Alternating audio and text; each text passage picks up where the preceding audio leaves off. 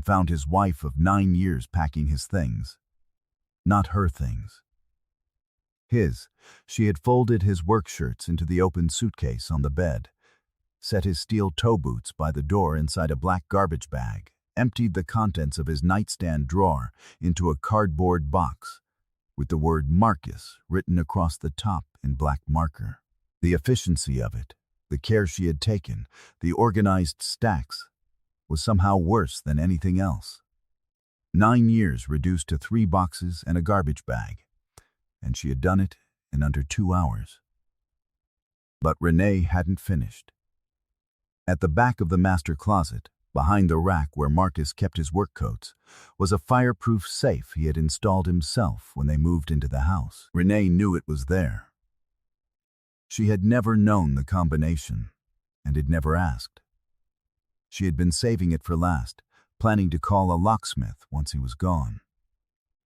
She had no idea that inside that safe was the documentation of a life she had never once thought to ask about.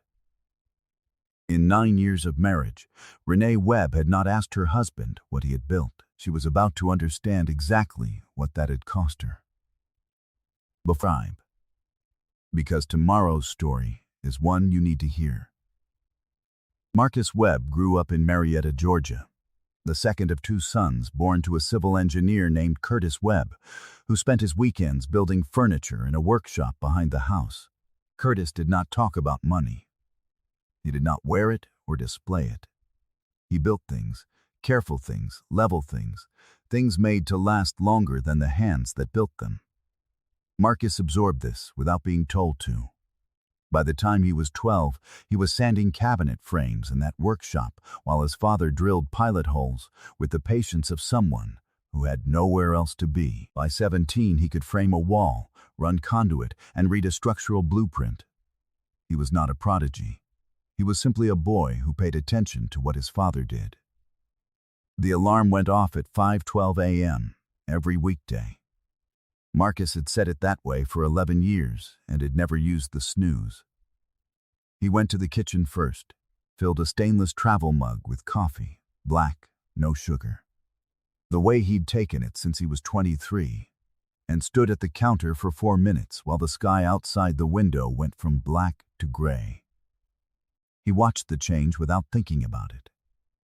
Then he pulled on his work pants, the dark canvas ones with the cargo pockets he'd replaced twice in the past 5 years, laced his boots at the bottom of the stairs, and pulled his green Carhartt jacket from the hook by the garage door. In the inside left pocket of that jacket, he kept a small spiral-bound notebook with graph paper and a mechanical pencil tucked in the coil. He had used the same brand of notebook for 7 years and bought them 6 at a time from the same office supply store. He did not consider this a habit. He considered it efficiency. His truck was a 2016 Ford F-150, dark gray, with a long diagonal scratch along the passenger side door from a piece of rebar that had swung off a flatbed 2 winters ago at a job site in Smyrna. He had never fixed it. It was a scratch. The truck ran clean and cold-started without complaint and got him to every job site before the crew. That was what a truck needed to do. He backed out of the driveway at 5:27 a.m., the coffee wedged in the center console holder, the radio on low and mostly ignored. The drive to the project took 22 minutes in the dark and 16 in daylight. He preferred the dark. The project Marcus managed was a 4-story mixed-use commercial build on the east side of Marietta Square, ground floor retail, office space on the 3 floors above, and underground parking that the city had required and the developer had argued against for 3 months before relenting. Marcus had been on the project for 16 months. He knew every subcontractor, every materials supplier, every city inspector who had ever walked the site, and every structural element from the foundation slab to the roof parapet. He managed from the ground, not from a trailer. He managed by walking. He pulled in at 5:38 a.m. and parked behind the supply chain trailer. The morning air smelled like wet concrete and diesel from the generator running at idle near the south entrance. He walked the perimeter before the first crew arrived, the way he always did, his sight notebook open in his left hand, his coffee in his right, his eyes moving from slab to framing to decking in a slow, systematic sweep. At the northeast stairwell, he found what he had suspected. A section of decking plywood that had shifted during the overnight rain, blocking the primary egress path by 4.5 inches. 4.5 inches that would fail the fire marshal's inspection scheduled for Friday. He photographed it. He marked it with a piece of orange chalk he kept in his cargo pocket. He wrote a note and clipped it to the foreman's clipboard before the foreman had parked his truck. When the foreman arrived and found the note, he called over. "How'd you catch that already?" Marcus poured the last of the coffee from his thermos. "I walked the site." That was how he did everything. At noon he ate in the cab of his truck, a sandwich he had made that morning because Renee had stopped making lunch for either of them about 8 months ago. A change she had announced the way she announced most changes lately, without explanation, as though the explanation were obvious. He scrolled through his phone while he ate. There was a message from his brother Terrence about Sunday dinner. There was a deposit confirmation from the commercial property account, $4,300, the monthly rent from the East Point unit in the complex. He closed the notification and finished the sandwich.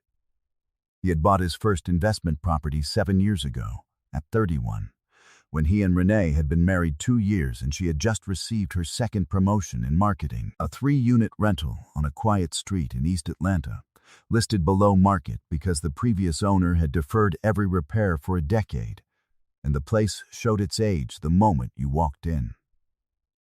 Marcus had run the numbers on a legal pad at the kitchen table on a Sunday evening and determined that the income from the property, after repairs and holding costs, would exceed the expense within 14 months. He mentioned it to Renee that same evening. She had looked up from her laptop. "That's your thing," she said, and went back to what she was doing. So it became his thing. The LLC was called CWB Properties, Curtis Webb's initials. He formed it before the first purchase, on the advice of a small business attorney he'd found through a referral at the job site. He put the first property in the LLC's name, repaired it himself over 4 weekends, gutted the bathrooms, reframed a rotting wall in the rear unit, installed new electrical in the kitchen, and had it rented within 6 weeks of acquisition. The income from that property funded the next one. The income from those 2 funded the third.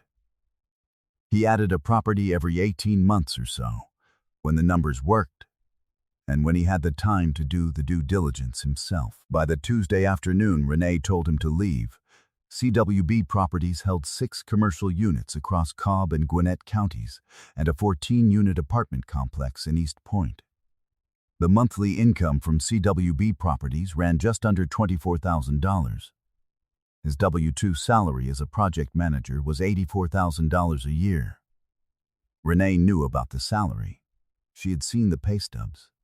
She had never once asked about the rest. The safe in the master closet was a Browning fireproof floor safe, steel, bolted through the subfloor with 4 lag screws, installed by Marcus the winter after they moved into the house.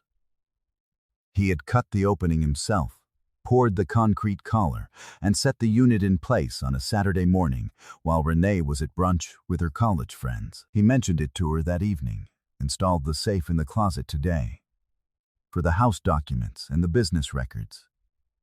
She had nodded the way you nod at information that doesn't require a response, and that was the last time the subject came up.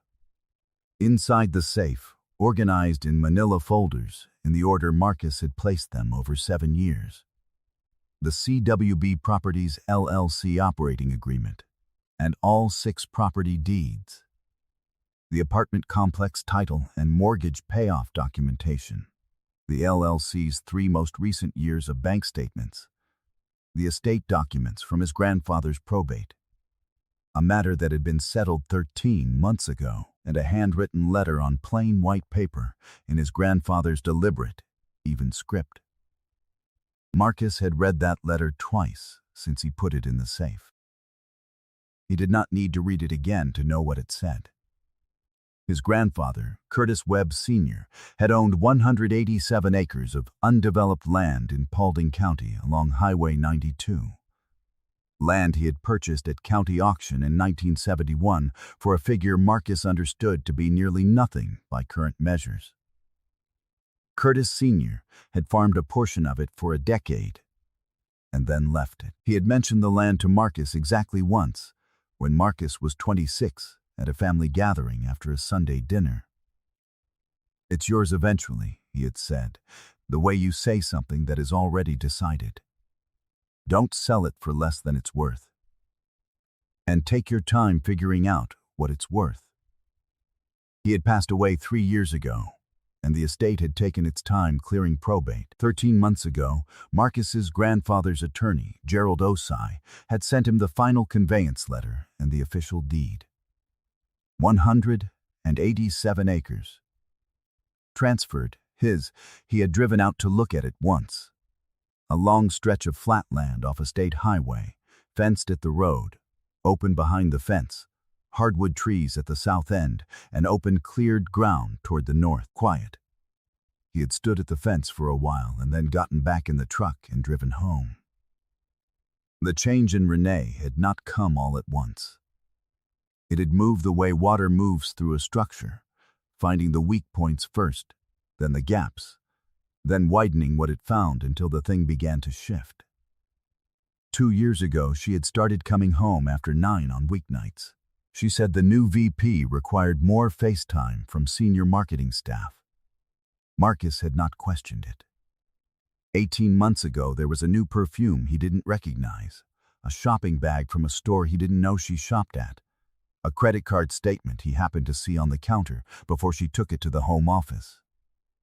He hadn't asked about those either. Renee had always managed her spending independently, and he had respected that. But then there was the gym bag she said was for a new facility, a gym he had never heard her mention before. Then the locked car she said she was test driving for a week that he had never seen in the driveway. Then the insurance inquiry on his phone that referenced a vehicle neither of them owned. Then the afternoon Maya said Mommy's friend Darren came to pick her up from the thing at school, in the same casual voice children use to report things they don't understand yet. Then, the morning Marcus had gone to the home office filing cabinet, looking for the insurance binder, and found, tucked at the back behind the tax returns, a single printed page from the Georgia Legal Aid website. A page about no-fault divorce law. The division of marital versus non-marital assets. The page was dated 6 weeks before he found it. He had stood at the open filing cabinet for a long time. He put the page back exactly where it was. He closed the drawer. He said nothing. He went back to work. Their daughter Maya was 7, with her father's patience and her mother's direct way of asking questions. Marcus helped her with subtraction on Tuesday evenings and reading comprehension on Thursdays, sitting at the kitchen island while she worked through problems with a pencil she held too tight. He slid her eggs onto a plate without interrupting her when she was concentrating. He cut the crusts off her bread the way she had always liked it, since she was 4. Without being asked. On the evenings Renee was home, she moved through the kitchen with a kind of careful absence, physically present, attention elsewhere. A phone in one hand, a response to Maya that arrived 2 beats late. Marked Maya's water. He checked her answers. The Tuesday it happened, he left the job site at 2:15 in the afternoon. The concrete pour on the 3rd floor was running smoothly, and his deputy could manage the afternoon without him. He had a dentist appointment at 3, a routine cleaning, scheduled 6 months ago, nearly canceled twice. He pulled onto the highway heading south and was almost to the exit for the dental office when he realized he had left his jacket on the peg inside the site trailer, the one with the site notebook and the mechanical pencil in the pocket. He considered going back. He drove another mile. Then he took the next exit, looped back north, and decided the jacket could wait. He'd get it in the morning and continued south. He was home at 2:41 p.m. Renee's car was not in the driveway. He parked, unlocked the side door, walked into the kitchen, set his keys on the counter, heard something, the specific sound of a drawer closing in the master bedroom.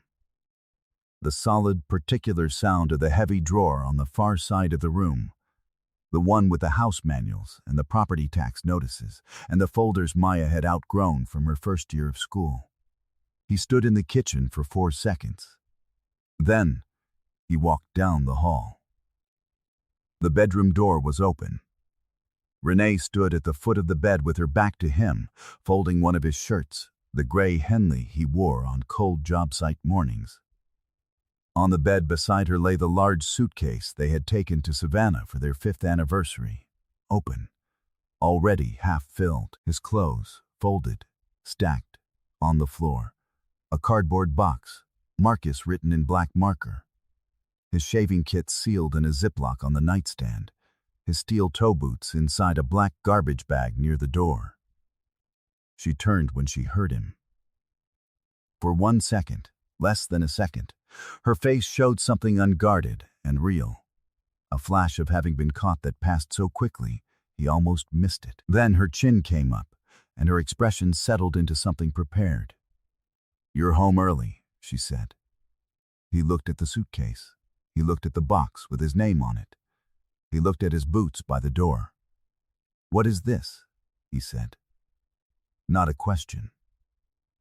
"I've been trying to figure out how to tell you."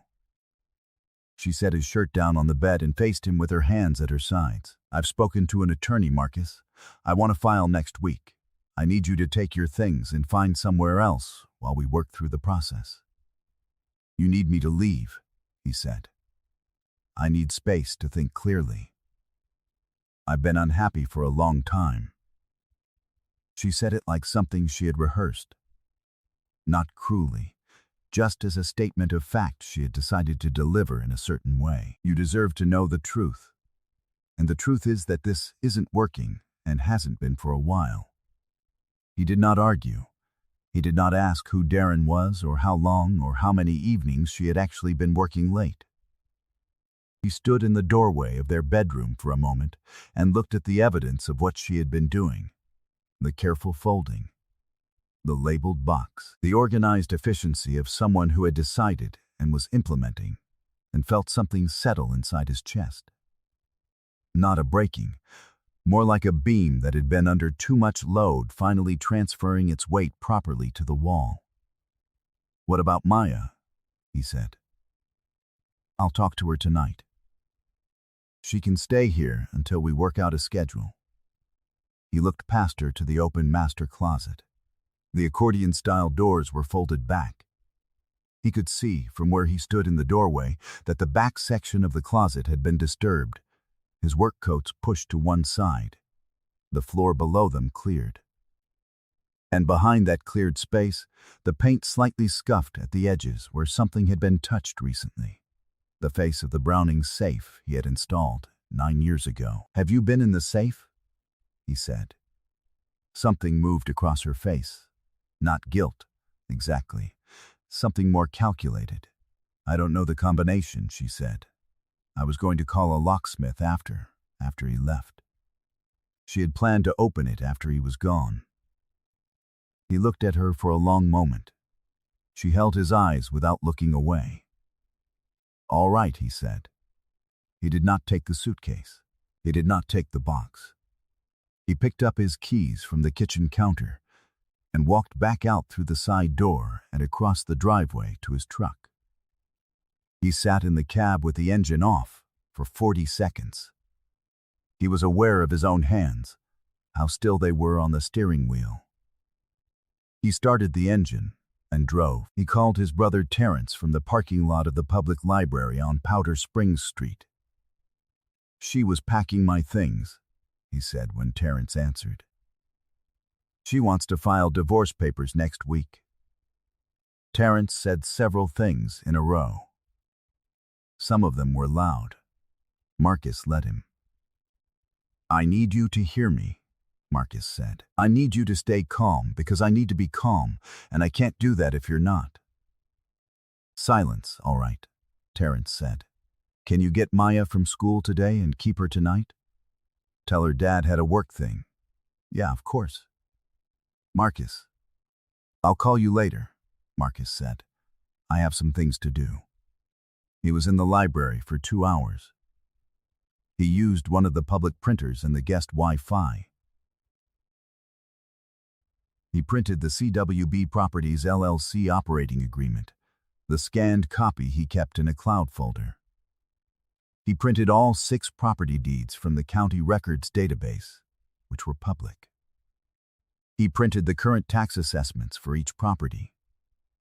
He printed the 12-month income summary he kept in a spreadsheet on his phone, formatted it, printed it 4 pages. He printed the letter from Gerald Osai confirming the conveyance of the Paulding County tract from the Curtis Webb Sr. estate, the copy Gerald had emailed him when the probate closed. He organized everything into a clean stack, put a binder clip on it, and carried it to his truck. Then he sat in the truck for a while, with the stack on the passenger seat and the engine running, and did not go anywhere immediately. He thought about the safe. He thought about what was in it. He thought about her planning to call a locksmith. The next morning at 11:15 a.m., when Maya was not yet removed him from, showed a marketing leadership meeting downtown until 1:30, Marcus drove to the house. He let himself in with his key. He walked to the closet. He opened the safe with the combination he had set 9 years ago and changed exactly once. He took every document inside and placed them in the dark brown leather portfolio with his initials embossed on the front, the one he kept on the upper shelf for client meetings and building presentations. He locked the safe with a new combination. He walked out. He met with Sandra Okafor the following morning at 9 a.m. Her office was on Peachtree Street, 12th floor, with a view of Midtown and degrees from Emory and Georgetown law on the wall. She had the kind of reputation in Atlanta matrimonial law that made opposing attorneys prepare more carefully when they saw her name on a filing. Her assistant had fit him in the previous afternoon after Marcus explained the situation in 1.5 sentences on the phone. He sat across from her at the conference table and laid the document stacks in front of her. Organized. Labeled. In order. He said nothing while she read. She read everything. She made notes on a yellow legal pad. She asked no questions until she had finished. "The LC Properties," she said, setting her pen parallel to the pad. "Walk me through the acquisition timeline against the marriage date. The LC was formed 8 years ago. First property purchased 7 years and 4 months ago. The marriage is 9 years, so the LLC existed before the marriage." "Yes, and the Paulding County land. Inherited?" "From my grandfather. Estate closed 13 months ago. Inherited property is non-marital under Georgia statute," Sandra said. "It stays yours, regardless of what her attorney argues. The LLC is more complicated. Some of those acquisitions fall inside the marriage, but the LLC itself predates the marriage. The capitalization came from LLC-generated income, not marital funds. And that paper trail is," she glanced at the bank statements, "very clean." She looked up at him. "Has she spent marital assets outside normal household expenses recently?" "Probably," Marcus said. "I haven't documented it." "I'll bring in a forensic accountant," Sandra said. 3 months of credit card records will tell me what I need to know." She folded her hands on the table. "Mr. Webb, in 14 years of practice, I don't often see a client walk in with a position this clean. The non-marital land alone is significant. The LC equity is significant. Her attorney is going to spend the first 4 months of this case trying to pierce the LLC veil and claim those properties as marital assets. I will spend those same 4 months ensuring that does not happen. She paused. What I need from you is patience. Complete financial disclosure with me only, and access to every document from that safe. I have them, he said, and placed the leather portfolio on the table. She opened it and began reading again. He watched her face when she reached the Paulding County documents. The estate letter, the conveyance deed, the plat map Gerald had attached. She was quiet for a moment longer than she had been with the other pages. What's the current assessed value of this tract? She said. County assessed it at $4.1 million in the last cycle, he said. It's probably worth more. There's been development interest in that corridor. Sandra set the plat map down carefully. What kind of development interest? He told her what he knew, which at that point was only what he had seen on the Georgia property records, and what Gerald had mentioned about 2 unsolicited inquiries in the past 6 months. He had not yet connected Darren Cole to the land. Understood, Sandra said. I'd like you to call your grandfather's attorney today and ask him to hold off on responding to any inquiries about that property until we have a clearer picture of the full marital estate picture. Just a pause. Nothing else. All right, Marcus said. Gerald answered on the second ring and agreed without requiring an explanation. He trusted Marcus the way he had trusted Curtis Sr., which was the kind of trust built over decades of watching people behave consistently. 2 weeks after Marcus moved into Terrence's second bedroom, Terrence came home from a barbershop conversation with a look Marcus had learned to read since they were teenagers. The look of someone carrying information they weren't sure how to deliver. Renee's been talking, Terrence said. In the friend group, Lydia heard it from Camille. Say it, Marcus said. She told them you refused to grow, that you were content being a foreman your whole life, that you made $78,000 a year and had no ambition beyond that. Terrence sat down across from him. She also mentioned someone. A man named Darren Cole. Marcus had not heard that name before. Terrence pulled up a website on his phone and handed it across. Cole Group Properties. A Buckhead-based development company. Professional photographs. A biography. The founder's face. A man in his mid-40s with a confident, polished look, and the particular posture of someone who had practiced appearing relaxed in tailored clothes. The website listed 5 current projects. Marcus scrolled through them. He was about to hand the phone back when he reached the 3rd project on the list. Highway 92 Logistics Corridor. Paulding County, Georgia. He read the project description. He read it again. He set the phone on the coffee table. What? Terrence said. That's my grandfather's land, Marcus said. That corridor. That's the 187 acres. Terrence stared at him. He's been pitching investors on a warehouse development that requires land he does not own. Marcus picked the phone back up and scrolled to the project timeline. He has a projected start date. He has investor materials linked on this page.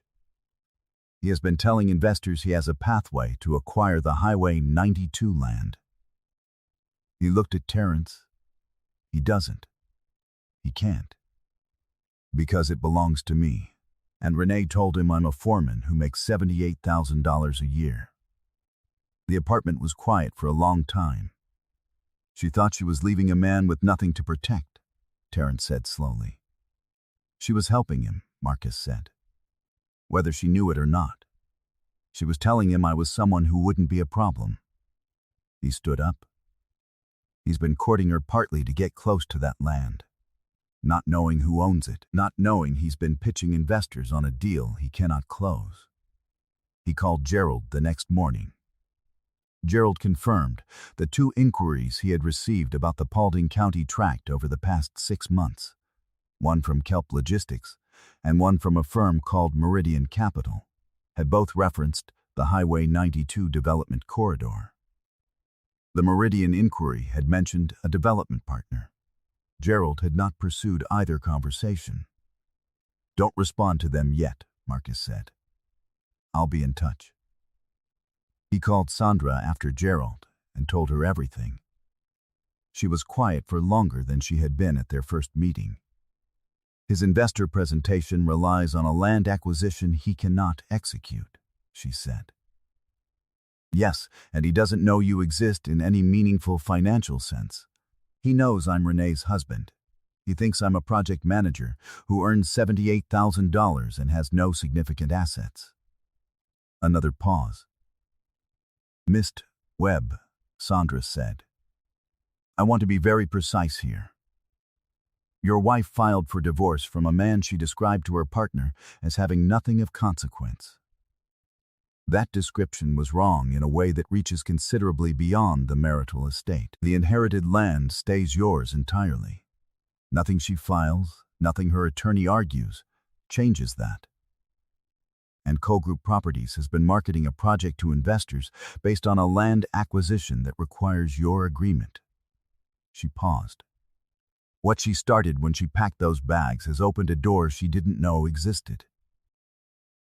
The forensic accountant Sandra retained found $31,400 in marital funds spent across a 14-month period in ways that did not align with household expenses, restaurant tabs, hotel charges, a flight to Miami, a weekend charge at a resort in Highlands. It was not the largest number Sandra had seen. It was enough. Renee's attorney, Philip Graves, Midtown, high-conflict divorce specialist, filed an amended petition in May that included a claim on the LLC assets as marital property. Sandra had anticipated this, and had spent 6 weeks building the response. The LLC formation predating the marriage, the acquisition records showing every purchase funded by LLC generated rental income. 3 years of bank records showing clean separation between CWB Properties accounts and the joint household account. And a forensic accounting report that mapped every dollar from the First East Atlanta unit forward. Each thread Graves pulled, Sandra had already stitched closed. The settlement conference was scheduled for a Thursday in June on the 14th floor of a glass and steel office building on Peachtree Street, in a conference room with pale birch tables and floor-to-ceiling windows that let in the full weight of the afternoon sun. Marcus arrived 7 minutes early. He helped Sandra arrange the document stacks on the table in the order they would use them. He sat down. He poured himself water from the carafe. He was calm in the way he was always calm when he had done the preparation correctly. Graves arrived with a junior associate and a woman Marcus did not immediately recognize. He looked at her once and then looked away. Something registered. He would place it in a moment. Graves opened with the LLC equity claim, 40% of the assessed value of $2.7 million, which his firm's appraisal had set. Spousal support at $4,800 a month for 5 years. Primary physical custody of Maya. He laid out the argument for LLC piercing with practiced confidence, citing the acquisition timeline and Marcus's use of his project management skills and professional network to grow the LLC portfolio. Sandra waited until he finished. Then she said, "Before we address the LLC question, I'd like to discuss Mr. Webb's non-marital estate." She slid the Paulding County documents across the table. The estate letter, the deed, the plat map, the county's most recent tax assessment, a 1-page summary from an independent land appraiser Sandra had commissioned, placing the market value of the tract given the logistics development interest in the Highway 92 corridor, at a range of $7.8 to $11.2 million, depending on the transaction structure. The room was quiet, while the other side read. Marcus watched the woman he had not immediately recognized. She was reading the plat map. He saw the moment it registered. She looked up from the page, and her eyes found him, and then moved away quickly, moving back to the document as though she had been looking at something else. Her name was Alicia Mercer. She was listed on the Cole Group Properties website as Director of Acquisitions. He had read that page once. He had remembered it. Graves requested a recess. His assistant stepped out. Mercer stepped out. Marcus and Sandra stood by the windows during the 11 minutes that followed. The afternoon light came in at a low angle and made the surface of Peachtree Street below look clean and exact. Sandra said nothing. Marcus drank his water. He thought about the floors in the front hallway at home, how they needed refinishing. He thought about when he could start on that. When Graves returned, the posture he wore was different from the one he had walked in with. Not defeated, he was too careful for that. But something had shifted. The project had changed dimensions on him in a way he had not planned for, and Marcus could see him recalculating without being able to show that he was doing it. Graves withdrew the LLC equity claim. He had 3 of the 6 commercial properties. The 3 acquired most clearly inside the marriage window, amounting to $310,000, paid over 36 months with interest. Spousal support was reduced to $1,800 a month for 18 months. Physical custody of Maya designated as the primary enrollment address for school purposes. The Paulding County land was not referenced in the settlement agreement. It was not part of the marital estate. It had never been part of the marital estate. It belonged to Marcus Curtis Webb, and it would continue to belong to him. And there was nothing in any filing that changed that. They signed at 4:47 p.m. Sandra walked to the elevator bank with him. "You handled this with more composure than most clients manage," she said. "I had a good attorney," Marcus said. "You had everything organized before you walked into my office," she said. "That's not something I taught you." The elevator came. He wrote it down alone. The Cole Group Properties website quietly removed the Highway 92 Logistics Corridor listing from its current projects page in late July. Gerald Osai received a direct inquiry from Kelp Logistics in August, the logistics company that had been the intended end user of the warehouse development. Gerald forwarded the inquiry to Marcus with a short message. Meridian Capital, which had been Cole Group's investor vehicle, has apparently parted ways with the project. Kelp is looking for a direct conversation with the landowner. Your call on timing. Marcus replied that he would let Gerald know when he was ready. He was in no hurry. Renee moved into a 2-bedroom apartment in a complex 10 minutes from the house. She was consistent about the custody schedule. She was civil on the phone. She did not ask Marcus questions about the LLC or the land or the settlement terms. He supposed she had spent enough time in those weeks after the conference room figuring out the shape of what she had not known to ask. In September, he began refinishing the hardwood floors in the front hallway and the living room. The wood had worn down in the paths that people take without thinking, from the door to the kitchen, from the stairs to the couch, invisible in the short term and clear only after years. He rented the sander himself on a Friday afternoon and started Saturday morning, the windows open, Maya watching from the kitchen doorway in her socks, asking questions at regular intervals. "Why does it smell like that?"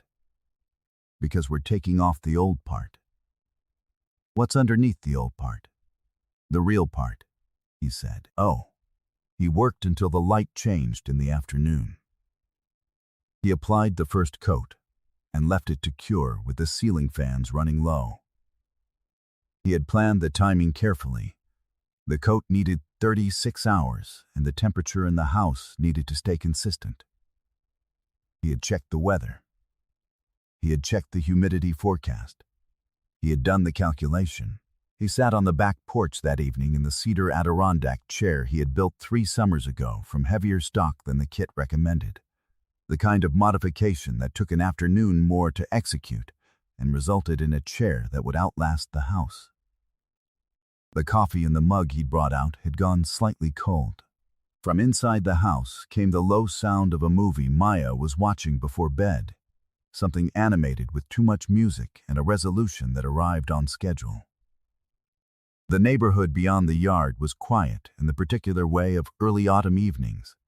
Someone's dog announcing something across the fence, a lawnmower finishing a last pass 2 blocks over, the slow click of cooling air settling into the roofline.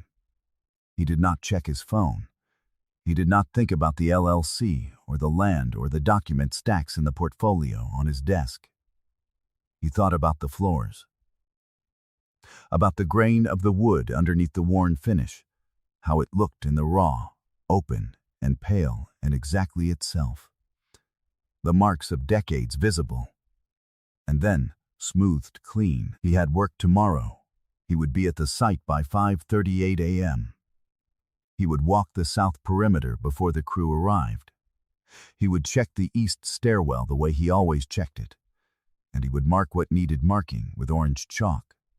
And he would leave the note clipped to the foreman's clipboard before the foreman parked his truck. He had never once announced himself. He had simply done the work, built what he built, held what he held. And when the moment came that required him to show exactly what that was, every document was where he had put it. Every number was exactly right.